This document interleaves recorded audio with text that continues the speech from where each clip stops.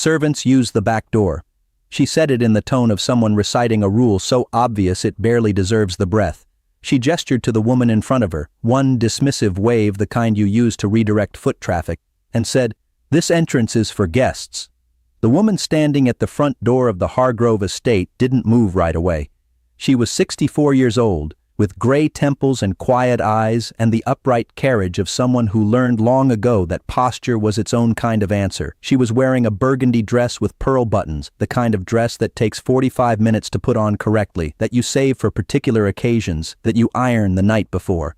She had a small beaded evening bag in her hand. She was alone.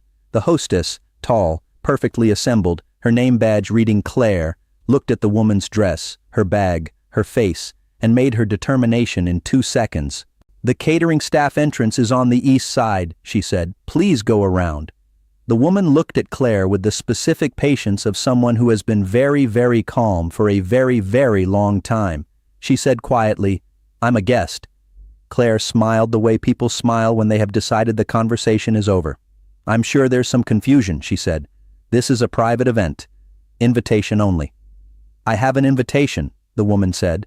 "Then perhaps you could show it to someone at the appropriate entrance," Claire said, and she stepped slightly to the right to block the doorway with her shoulder. Subtle, deliberate, the professional's way of saying, "This door is not for you." 40 people were visible through the glass behind Claire. Some were watching. Nobody moved. Nobody said a word. Nobody knew who was standing at that door. Nobody had looked. Nobody had thought to ask. And in 11 minutes, the exact time it would take for the governor of the state to come looking for his missing guest of honor, Claire Whitmore would understand, with a completeness that would feel almost physical, exactly who she had turned away from a front door. Have you ever been made to feel like you didn't belong somewhere you were personally invited? Have you ever had your dignity handed back to you like something that didn't fit the occasion? Stay with this story, because what happened at the Hargrove estate that November evening is something nobody in that ballroom will ever forget. Let me take you back. Earlier that day, Dorothy Ames woke up at 6:30 in the morning, the way she had every morning since 1987 when her youngest child had started sleeping through the night and her body had decided, in the absence of necessity, to simply keep the schedule. She made grits and eggs. She made coffee strong enough that the cup was warm in your hands before you raised it. She sat at the kitchen table in her housecoat and drank it slowly, looking out at the small backyard where her late husband Carl's rose bushes still came back every year without being asked to, red and reliable as memory. Dorothy was 64 years old. She had spent 37 years as a community health worker in the Millbrook district of the city. Not a doctor, not a nurse, technically, though she had more practical knowledge of both than many who held those credentials. She had done intake assessments, home visits, prenatal support, pediatric follow-ups, medication management, crisis intervention, funeral preparation support, grief counseling that she was not formally certified to provide but which she had provided anyway because there was no one else and the need did not pause for credentials. She had served, by her own modest and perpetually undercounted estimate, between 4,000 and 5,000 families. She had also, quietly and without much comment, spent 20 years advocating at the state level for Medicaid expansion, for community health worker licensing and compensation, for maternal mortality reduction in communities that the state's maternal mortality statistics had treated as acceptable loss. She had testified 7 times before the state legislature. She had never been invited to testify. She had simply kept showing up until they stopped being surprised by her. In 2019, the governor who preceded the current one had named her to the state's Community Health Advisory Board. She had served without compensation, without staff, without an office. She had brought to every meeting a yellow legal pad and a set of recommendations so specific, so grounded in actual field experience that the board's professional staff had begun using her notes as working documents. The current governor, James Holloway, had taken office 18 months ago. He was 48, competent in the way that few politicians allowed themselves to be seen as competent, openly, without hedging. He had, within his first 6 months, made 2 decisions that marked him as someone who understood the gap between policy and lived experience. He had dramatically expanded the community health worker program statewide, and he had named Dorothy Ames as its architect-in-residence, a new position created specifically because he had read her board memos and concluded that she was the person who most understood what needed to happen. The Hargrove Estate event was a formal dinner, one of those civic occasions that exist in every state capital, fundraising and networking dressed up as ceremony. Dorothy had been invited as the governor's personal guest. The invitation was printed on cream cardstock engraved with her name in full, Dr. Dorothy Ames. Because she did in fact hold a doctorate in public health from Wayne State, earned part-time over 6 years while working full-time, a credential she mentioned so rarely that even people who had known her for years sometimes forgot it. She had ironed the burgundy dress the night before. She had checked the address twice. She had arrived at 6:55 for a 7 o'clock event, on time the way she was always on time, which was a form of respect she had decided early in life to give everyone she met. The front door was not, it turned out, for her. Let's talk about the brooch. Because the brooch matters. Dorothy was wearing on the left lapel of her burgundy dress a small gold brooch, circular, about an inch across, with a pin back that was slightly stiff because it was old, the kind of old that means handled with care, not worn out.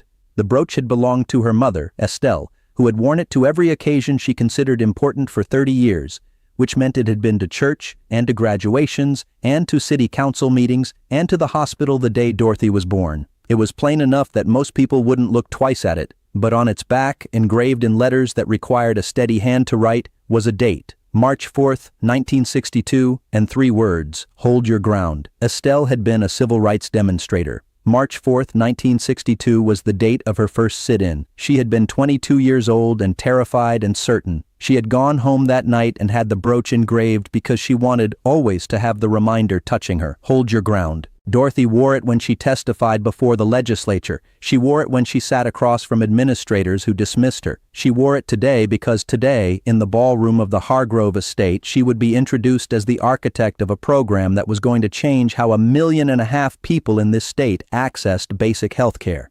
She had decided, wearing the brooch, back to the front door, back to Claire. After Dorothy said she had an invitation and Claire directed her to the east entrance, Dorothy did not argue.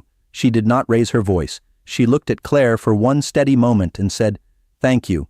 And then she walked, not toward the east entrance but to a bench near the front garden, and she sat down, and she called the governor's office on her phone. The governor was inside. His aide answered. Dorothy said where she was and what had happened in 3 sentences without drama. The aide said, "Don't move," and the line went quiet. 4 minutes and 40 seconds later, Dorothy would know this because she was watching the time, the way you watch time when you're holding your ground. The front door of the Hargrove estate opened. Governor James Holloway walked out himself. Not an aide, not a security detail advance. The governor himself in his formal dinner jacket, his expression carrying the particular quality of a man who has heard something that has turned a professional evening personal. He walked to Dorothy. He extended both hands. He said, "Dorothy, I am so sorry. Please come in." He walked back through the front door with her.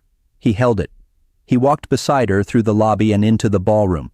And when they arrived at the head table, the table at the front, the one the whole room was oriented toward, he stopped at her chair. He pulled it out. He waited for her to sit. Then he sat beside her. Claire Whitmore, who had positioned herself near the lobby entrance, watched this sequence with the expression of someone watching a door close on everything they knew about how rooms worked. The color did not so much drain from her face as it departed with purpose. The governor did not address what had happened in his opening remarks. He let the room settle. He let the dinner proceed for 18 minutes. And then, when he stood to speak, he deviated from his prepared remarks. He said he wanted to say something about the person sitting to his right. He said that doctor.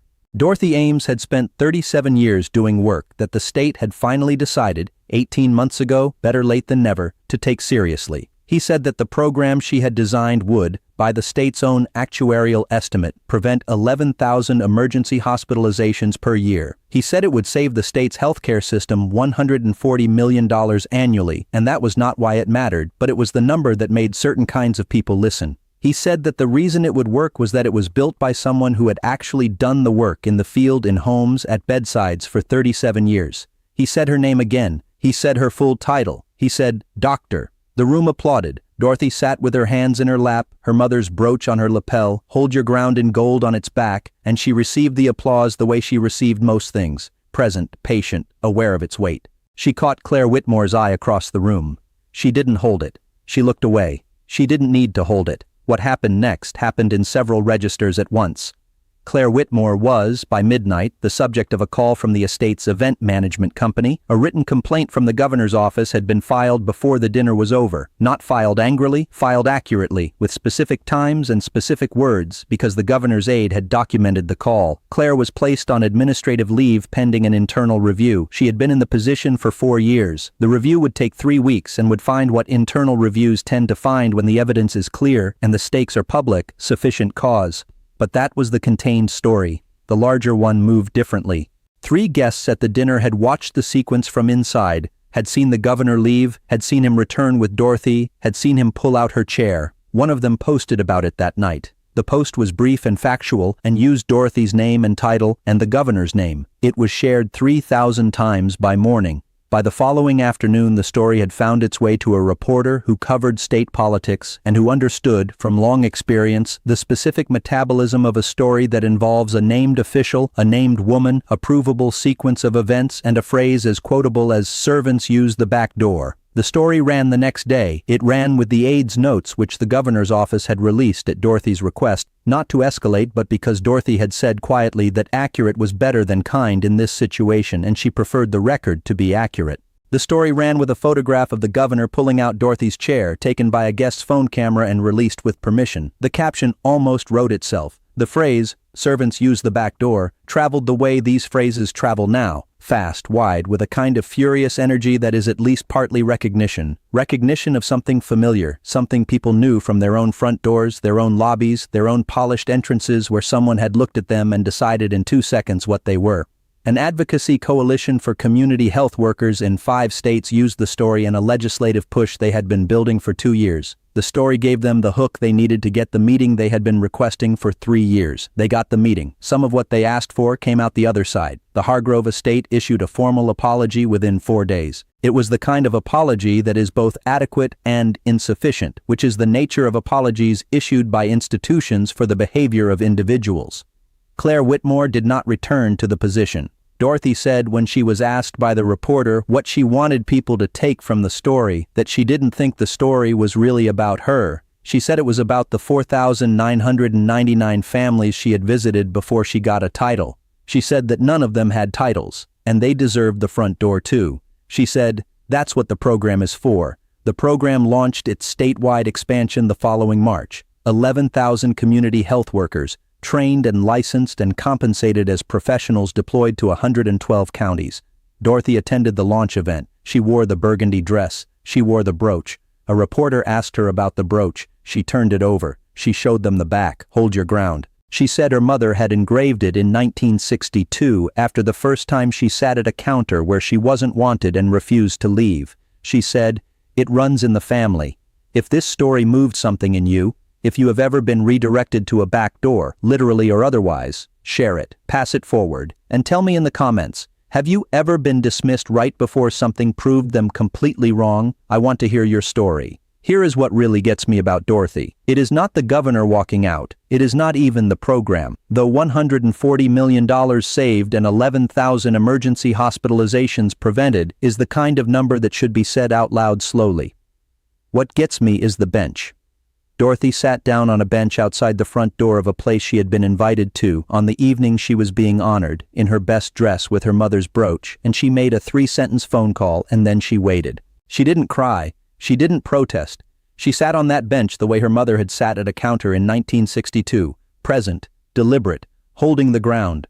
Hold your ground. Her mother had it engraved. She had carried it to 4,000 families and 7 legislative hearings, and one evening in November when a woman at a door looked at her and saw a servant, she saw something else. She always had. What would you have done on that bench? Would you have gone to the east entrance? Would you have gone home? Would you have waited the way she waited with that kind of absolute certainty? Leave me your answer, because the bench is the part of this story I keep coming back to. The bench, and the brooch, and the gold letters pressed against her side. What is your hold your ground?